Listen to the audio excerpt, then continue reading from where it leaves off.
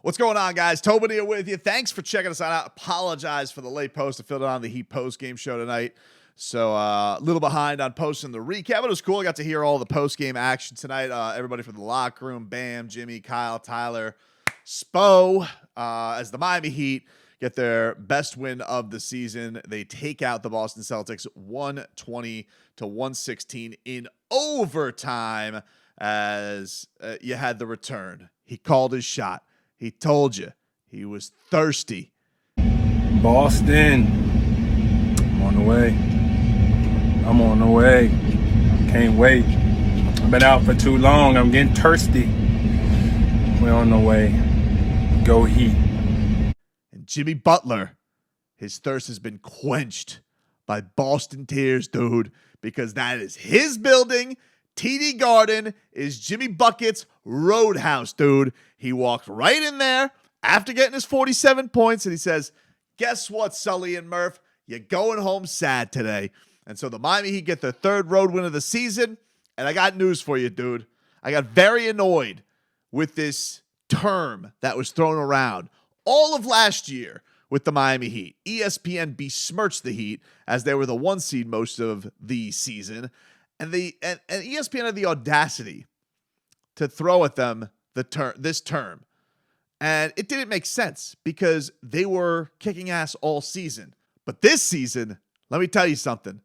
You done f***ed up, NBA, because the Miami Heat are dangerous loomers, dude. Dangerously looming. You left us a little bit too much life. And you had your little cutesy-wootsy game there, Boston, where you had the crooked referees and Tony Brothers calling no fouls, and you still needed a heroic effort from Jason Tatum just to barely get a win over a non-fully manned Heat team. Well, let me school you on something, ladies and germs, okay? Because the Miami Heat haven't had Jimmy Butler and Tyler Hero together on the court in a month's time, okay? Haven't had it since November 1st, first half against the Golden State Warriors. And now, guess what, dude?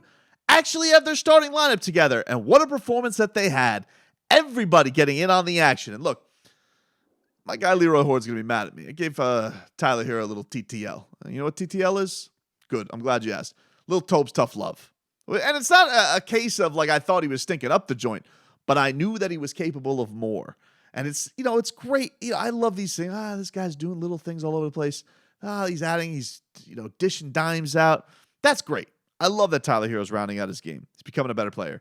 Obviously, he's 22. Kid's a stud. He's going to be amazing. Turns 23 on January 20th. And great for him. But what do I want Boy Wonder to do?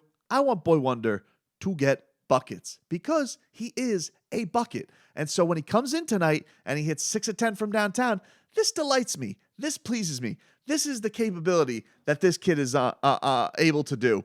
The other thing that I loved today was Kyle Lowry, who stayed aggressive AF no matter what the situations, because you wonder tonight, Jimmy's back. Is that going to mess up the rhythm? Is that going to mess up the rhyme? Is this going to be a little bit clunky? And I didn't think it was going to be.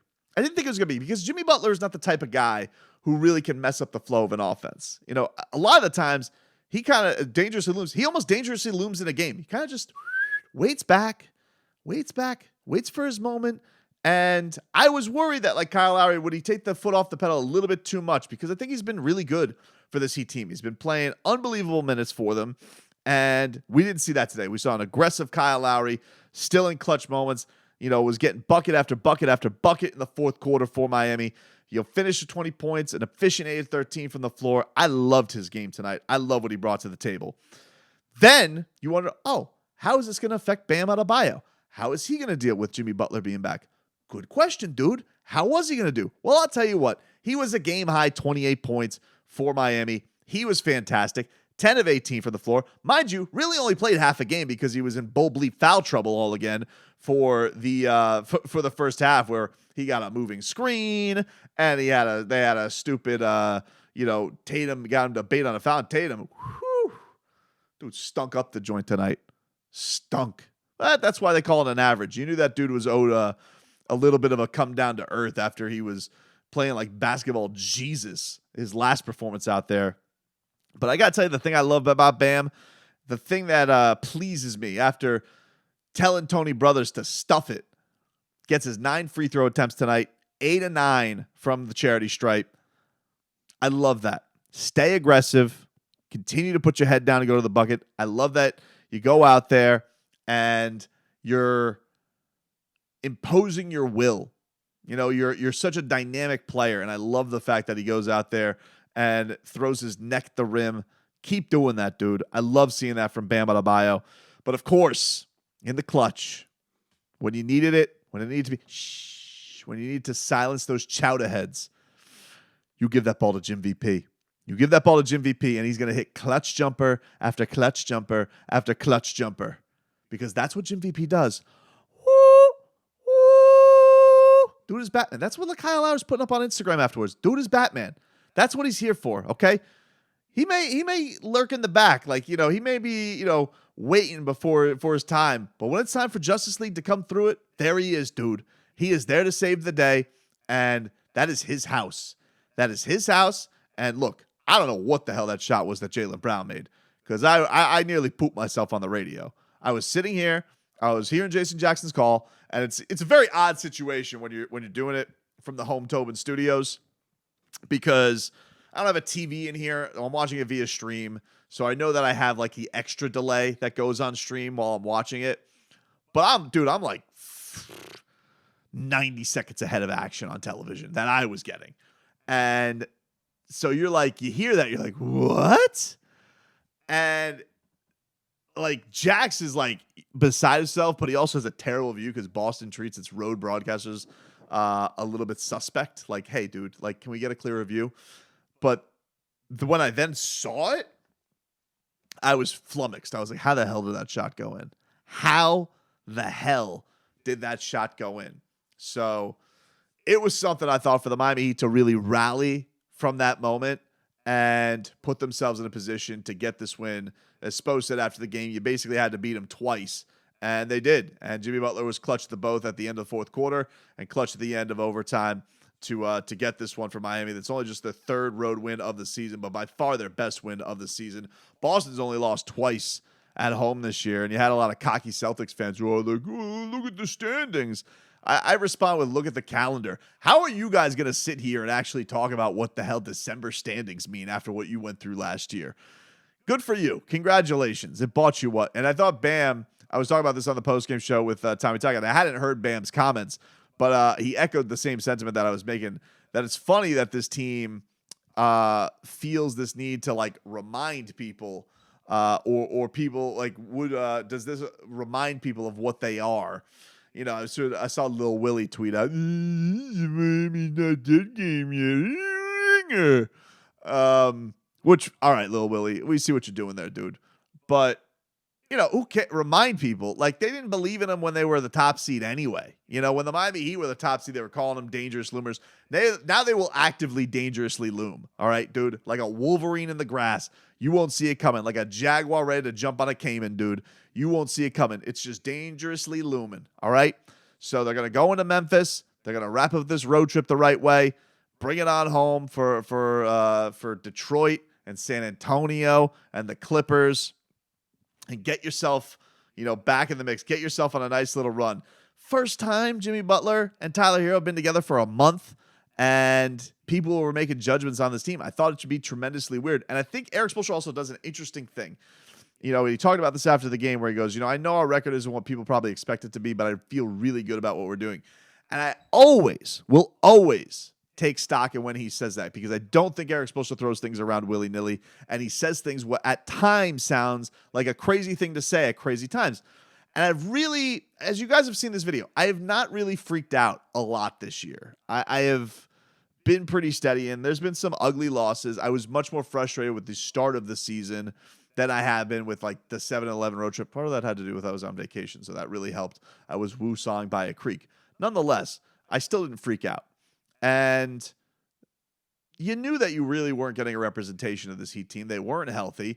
I got people being pissed off because the team ran it back and people were upset that there were no moves made. And you see Boston get Brogdon, and Brogdon's been on an incredible tear. And, You're seeing Donovan Mitchell light it up in Cleveland. Cleveland's off to a great start. I get it. I understand it. But now you've seen two teams in the top 4 of the East this week. They've taken out in Atlanta and Boston. Almost beat Boston twice. Really were back and forth with them and didn't have Jimmy Butler back. Now you have Jimmy Butler back. Jimmy, Tyler, Bam, Kyle. People had a lot of scrutiny around the starting line, said it couldn't play together. And I just thought that was crazy. These guys have known each other for a while, especially Bam, Tyler, and Jimmy. They've played together now for damn 4 seasons. So what are we talking about? They haven't played together. Kyle Lowry fits in. It's really, I think, on him mostly, I think, of awkwardness, needing to know when to continue to press the action more so than anybody. And that guy's got more experience than any of those dudes. So I'm not worried about that. And then that fourth piece, that power forward spot, very interesting tonight. Haywood Highsmith closes the game. And Haywood Highsmith is an interesting piece here because I know people look at his offense and they're thinking like this is the reincarnation of Joel Anthony. But that dude gets after it defensively, much like Joel did. And even still was lighting it up from downtown the first Boston game and had a big bucket in overtime to even things up.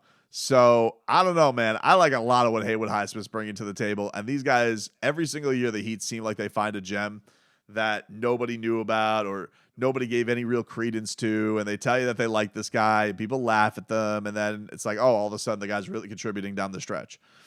And it's a crazy thing. You would think you would give them a little bit of the benefit of the doubt. But with Spo saying that he likes this team, even with the record being under 500 out, I give him the benefit of the doubt, even when he sounded like a kook, when he's saying, we have the answers to the test. And you're like, well, what the hell does that mean? What are you, a professor? Yeah, actually he is. He's a professor. He's a philosopher. He's Spocrates, dude, okay? Mike McDaniel, he's Socrates. Spo, he's Spocrates, okay? And character isn't made of a bed of roses and sunshine, all right? Like steel, it's forged in fire between a hammer and an anvil. They were between the hammer and the anvil, dude. And you want to know what they did? They got on their leather apron and they started making horseshoes, dude. They made their own luck, okay? They weren't waiting for somebody to stick a horseshoe right up there. You know what? They went out there, made their own damn horseshoes. That's what they did, dude. That is what they did. And so, fantastic win tonight. Very much enjoyed it. Great to have Jimmy Butler back. I hope that he is quenched with every Sully and Murph tear. I hope that his thirst is reemerges when he gets to Memphis. I hope that Jimmy Butler plays a lot of country music and watches a lot of soccer this weekend, okay? I hope that he's out there with all of his country music buddies, and I hope he gets to watch all of the World Cup that he wants to, and then I hope they kick some Grizzlies' ass on Monday.